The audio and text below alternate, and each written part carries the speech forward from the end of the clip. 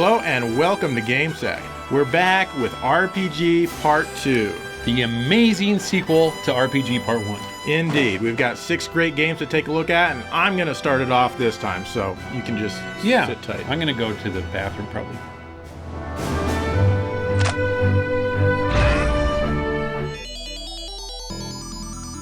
Pier Solar is the newest RPG on the Genesis. It was released in late 2010. That's right, it's a homebrew game made by fans of the system that didn't work together in an office like a normal company, but from their homes all over the world. However, you'd never know it by playing it. It's an extremely professional product through and through. If you got one of the first batch released, you got an interesting cardboard box which is much stronger than the cardboard you may be used to with normal Genesis and Super Nintendo games. The manual is quite literally built into the box. There's a place to hold the CD, which we'll get to in a bit, and the cart feels really sturdy and tough. If you get the reprint, which is anything except the first batch, you get a really nice clamshell case that's almost as good as the ones made by Sega back in the day.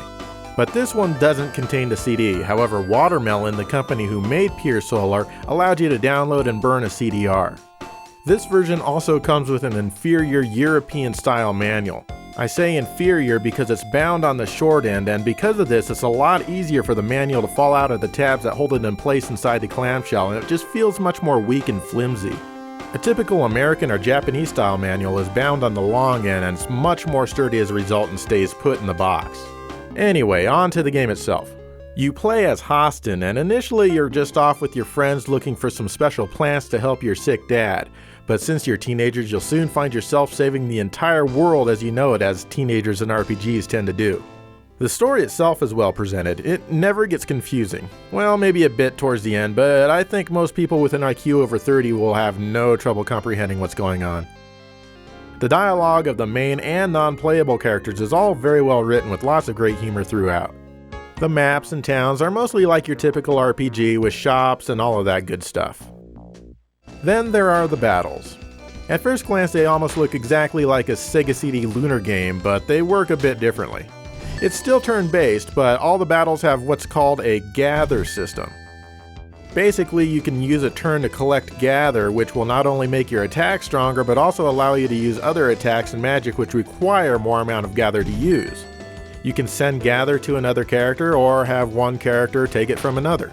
This does add some strategy, but usually in a turn-based RPG like this, I just want to get the battles over with and get on with it.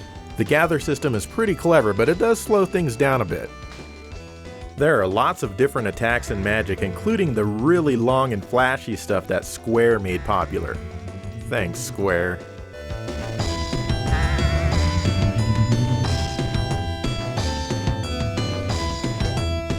But honestly, the game is great fun, and in fact it feels a lot more professional than many games that came out in the 16-bit heyday. The graphics are, for the most part, very well done. And they should be, since this game has 64 mega power! The music is also really good and definitely fitting. Remember that CD I mentioned earlier? Well, if you have a Sega CD, it can make this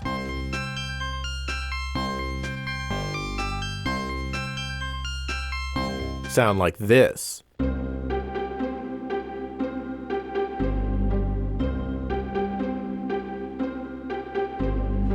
Yep, a cartridge game using CD audio. Of course, there's quite a few people who actually prefer the cartridge version of the music. Personally, I like both, but you can toggle back and forth between the two in-game.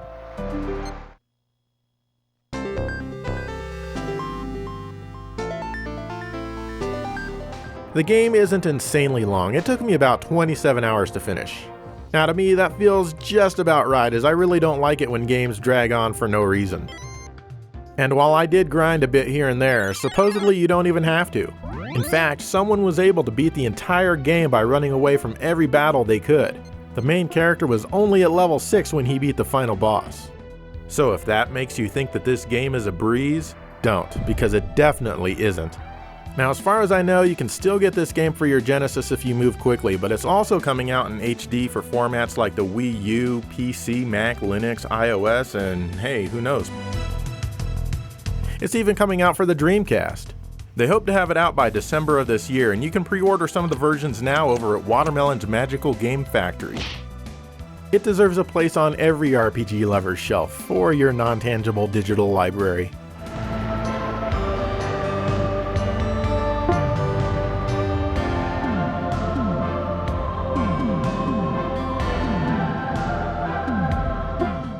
Breath of Fire on the Super Nintendo is a typical JRPG. Yep, it's set in your standard medieval era. The story is of two clans of people called the Dragon Clans. These people have the abilities to transform into dragons. The Dark Dragons are trying to get the power of a goddess who was hidden away by the Light Dragons and locked up using 6 keys that are spread across the continent. The main character, Ryu, is on a quest to stop the Dark Dragons and rescue his sister who was taken prisoner. Throughout the game, Ryu will encounter many different creatures and people that'll join him in his quest. This is nice as you get to use different players that help keep the game fresh with new attacks, magic, and abilities. I really like the graphics in this game. I think they're really colorful and all the enemy sprites are really well drawn with lots of detail. The backgrounds during battles are really nice to look at too. The overworld looks fine, but not great. The music is generally good. It has that Capcom feel to it, and every now and again I hear a slight resemblance to other Capcom franchises.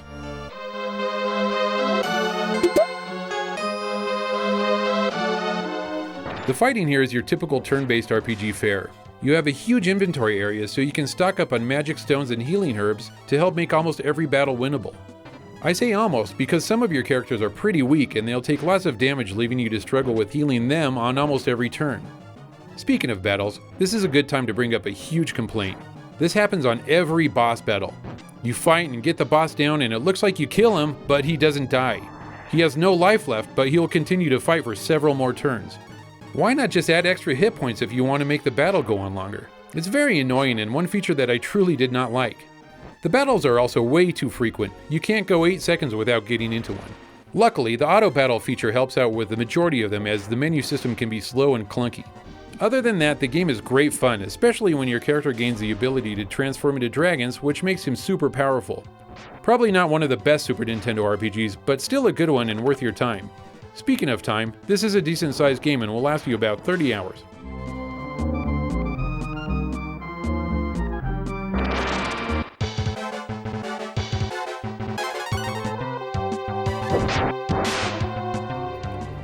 One of the most sought after RPGs is Panzer Dragoon Saga on the Sega Saturn. It was released late in the Saturn's retail life and supposedly only about 10,000 copies exist in English. So is this game worth the outrageous prices you see? Let's find out. You're Edge, and in the beginning of the game you're guarding an excavation site and some rogue force shoots down your boss. You're not happy about that. And that right there is the entire basis of this game. Getting revenge because your boss was gunned down. Now there's definitely more to the story than that, just not more to your character's ambitions. Suffice it to say, Edge is not exactly the deepest RPG character ever to be created. Anyway, a dragon eventually finds you and off you go to exact your revenge. Controlling it is weird at first, but you soon get used to it. You've got random battles and these are really kind of cool. You can attack with a dragon's laser, your gun, or a berserker. You've got 3 gauges that need to fill before you can attack. Your gun or a laser only needs 1 gauge, but certain berserkers need 2 or more gauges to be filled. Your gun can only attack 1 enemy at a time, but the shots are really powerful, while your dragon laser can hit many targets at once, but they're weaker. And then there's your safe zones. If you're in a green area, the enemy can't hit you. A blank area and they can hit you with weak attacks, and if you're in a red area, they'll hit you with everything they've got. It's hard to stay out of the red zones as the enemies will either turn around or somehow use the force to push you back into the red zone. The enemies have gauges that need to be filled as well, but you can't see them. So the battles, though technically turn-based, can become extremely strategic and you really do need to be on your toes the entire time.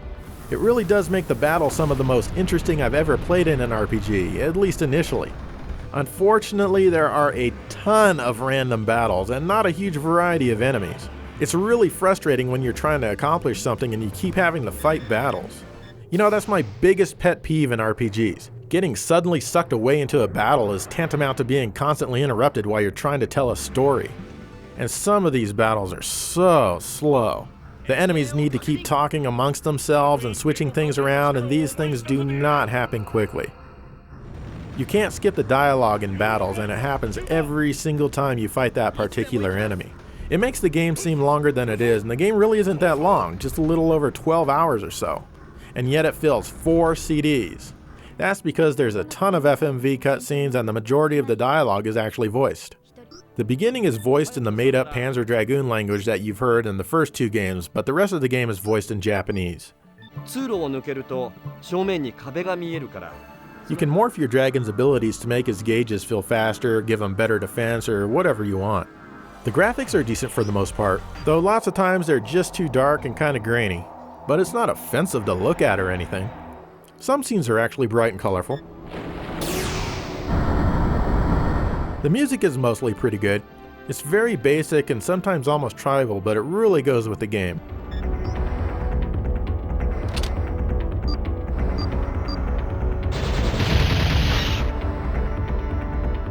So is this game worth the price it commands? Honestly, I wouldn't pay more than $80 or so. But if you want to pay what it's currently going for, then at least in your defense, it's a good game that's totally worth playing through more than once.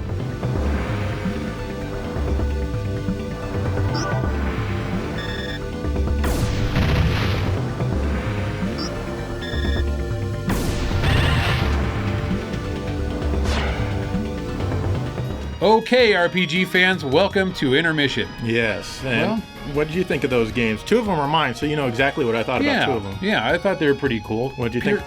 Pier Solar? Yeah. Yeah, I thought that was a great game, and someday I might finish it. Yeah, how about Panzer Dragoon Saga? Have you played that? I have played that, yes, Really? all the way to disc 4, but Really? yeah. I haven't Interesting. finished Oh, okay. Well, anyway, why don't you, it's your turn. Yeah. And so, them. Here we go. okay. Some Super Mario.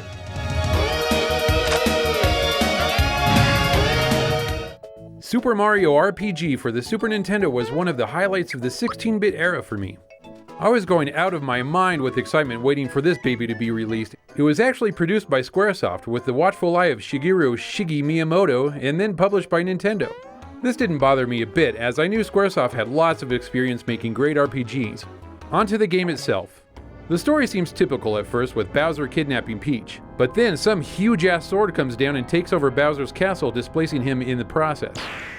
As the game progresses, you're still trying to rescue Peach, but you end up teaming up with Bowser and helping him. That's a weird twist. This unlikely partnership is kind of mutual since Bowser wants his castle back and Peach is still locked up inside. So, looking at this game, you'll notice the Silicon-style graphics for characters and backgrounds, very reminiscent of Donkey Kong Country. To me, this looked amazing back when it was first released. After playing through this game again for this review, I feel that they haven't aged nearly as well as a hand-drawn game would have. All the sprites seem to have really rough edges, and the colors seem to get washed out on a lot of the sprites. Mind you, it's still hugely colorful and everything is decipherable, but just not very sharp looking. As you see, you control Mario on an isometric plane for the overworld portions of this game. You can control him through very linear set pieces looking for enemies to fight, grabbing coins out of boxes, or just making your way to the next story point. Now, as you may know, I'm not a big fan of isometric gaming. I feel that the controls suffer quite a bit as it's hard to judge where you are on the game screen. But this game does a pretty good job of making it easy for you to judge where everything is. All of the floating items, be it a coin box or an enemy, have a shadow underneath, which really helps you figure out where you need to be to interact with them. I like that, and it makes the isometric style more playable for me. Once you get into battle with an enemy or boss, things change and go to a turn-based system.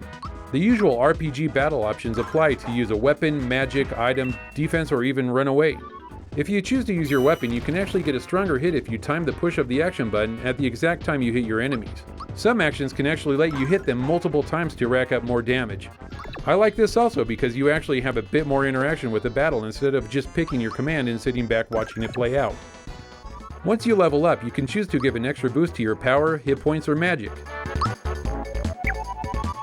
The game is littered with mini-games that are quite fun to play and break up the monotonous grinding and are there to keep you interested.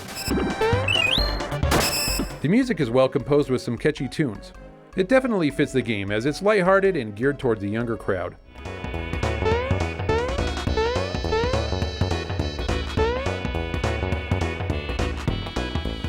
Speaking of which, this game in general is very easy and is almost like an introduction to RPGs with no real challenges to be had. That's not to say it's not fun, because it is, and it's nice to sometimes play an RPG that doesn't have you spending more time in your menus than actually playing the game. This is the first in a long line of RPGs to star Mario and company, and they only get better from here on out.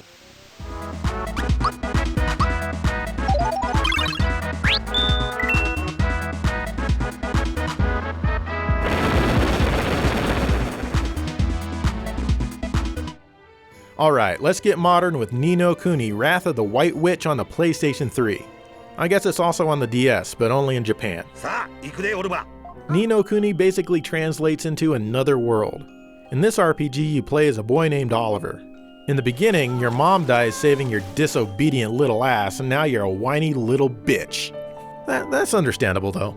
In fact, your tears give life to a stuffed animal she made for you, which is actually a fairy named Drippy. Drippy is, in fact, from another world, and it's in trouble, and guess who gets to save it? Drippy is basically a built-in tutorial that's always there and teaching you everything you need to know. So off you both go to the other world, and thus begins your real quest. And we're off to another world! Hey, wait for me! This other world is a magical, somewhat medieval land which is typical for JRPGs. You can fight monsters all by yourself or use a familiar. Now, according to the game, a familiar is basically a projection of your inner fighting spirit. That's right, the fighting spirit inside you made flesh, a soldier of your soul. These guys definitely fight battles better than you do for the most part. However, I find that when you're fighting a guardian, at least some of them, it's sometimes better to fight as yourself, as you can use offensive magic and defensive postures. But you can switch off between yourself and familiars in the same battle. And although they look like real-time action battles, they aren't. They're actually turn-based, as you can't select your move until the timer lets you. The battles are generally easy, but they can get kinda cumbersome when you're fighting multiple enemies by your lonesome. You eventually get more members in your party with their own familiars, and this helps substantially. There are tons upon tons of familiars in this game. In fact, sometimes when you defeat an enemy in battle, it falls in love with you. You can keep it as a familiar if you like, but usually I just kill it. That's right, I'm quite the heartbreaker. The game itself is quite endearing, and it has a really interesting story. You travel back and forth between the real world as we know it and the typical fantasy JRPG land.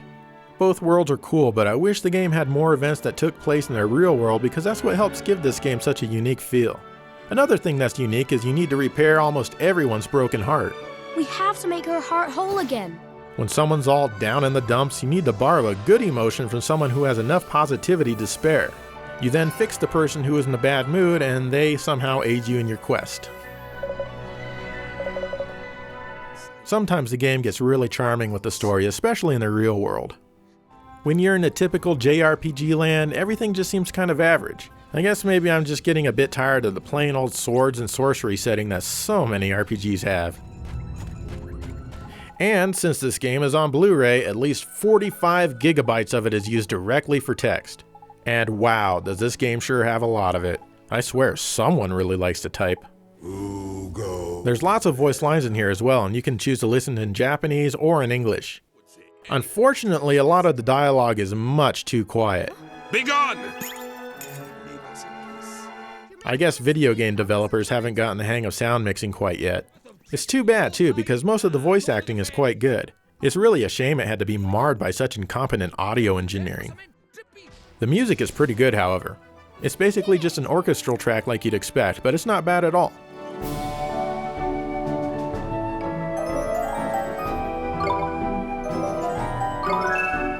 The graphics are pretty good too. There's lots of animation in here by the super famous Studio Ghibli, which is pretty impressive. It's drawn very well and it looks great. I just wish they could manage more than 6 or 7 frames per second. The in-game graphics have that weird cel-shaded look that tries to be like a cartoon. They're not bad, I suppose. The town and environment graphics are pretty awesome and always a treat to look at. Overall, I'd say that the game looks, to me, kind of like an enhanced cross between the first Grandia on the Saturn and Tales of Symphonia on the GameCube. So is this game worth playing? Yeah, definitely. It is a bit drawn out in some area, and it does tend to hold your hand a bit too much at times and then turn around and pummel you to death in the next moment, but overall it's a darn good experience.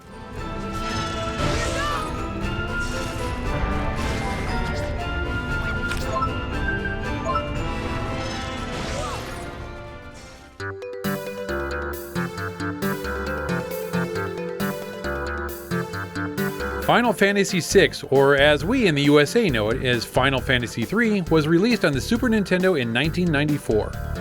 Final Fantasy is an RPG, one that I need to see RPG for me. Final Fantasy is the greatest game. Skyrim is super lame, The Witcher is so pain. I only play games that are made. I swear I am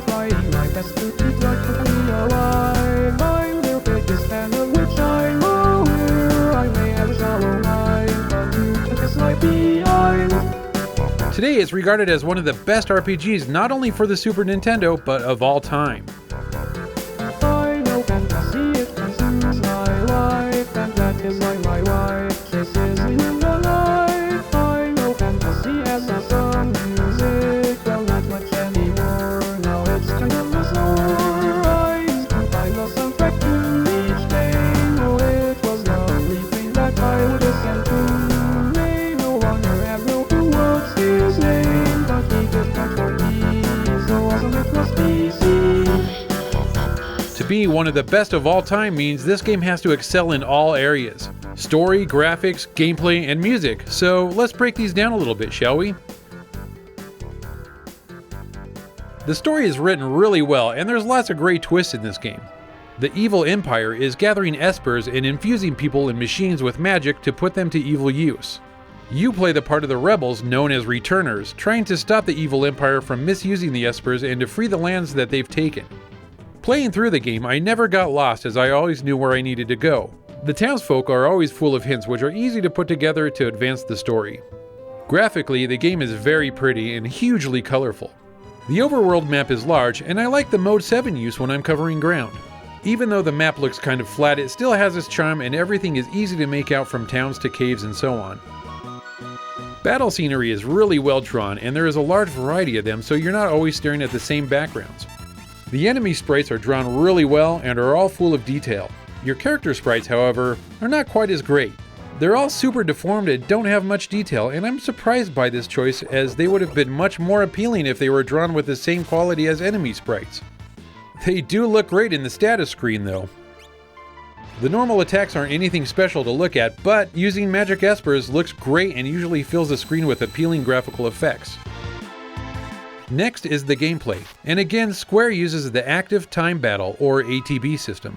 This works fairly well for the most part.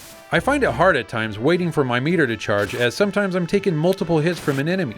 But you can slightly remedy this with the use of a relic which can up the speed of your character, which also ups the speed of your ATB bar.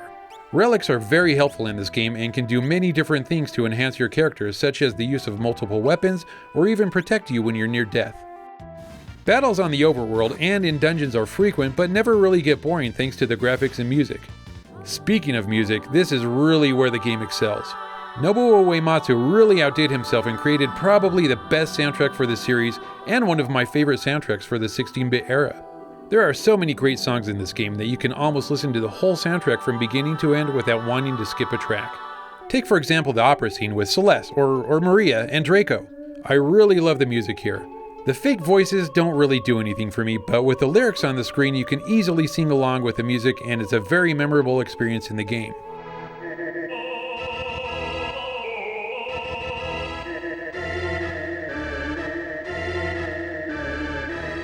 Download the soundtrack now, or I mean after this episode. You'll love it. This Final Fantasy game is a great experience not to be missed and can be found on the SNES, PS1, Game Boy Advance, Virtual Console, and PSN.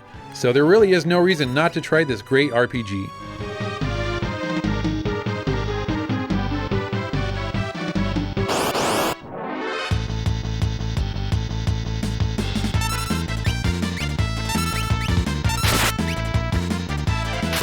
And there you have it. That's the end of our RPG special part 2. Yeah, and who knows if there's going to be a part 3. Maybe. Don't hold your breath. It's going to be at least a year, so. So I've got one burning question, Joe. What? You know the RPG genre, why is it called RPG? I mean... Role-playing game. Yeah, pretty much, but don't you, even in like a Sonic or Mario game, don't you play the role of the person? So it's pretty much role-playing. Adventure role-playing game? I don't know. What do you want from me? I don't know. I want an answer. What do you guys think? Why is it called the RPG? I mean, because that pretty much, Go can ahead, cover a lot of answer stuff. his question, and Yeah. Call me out on it, please. in the meantime, thank you for watching GameSack.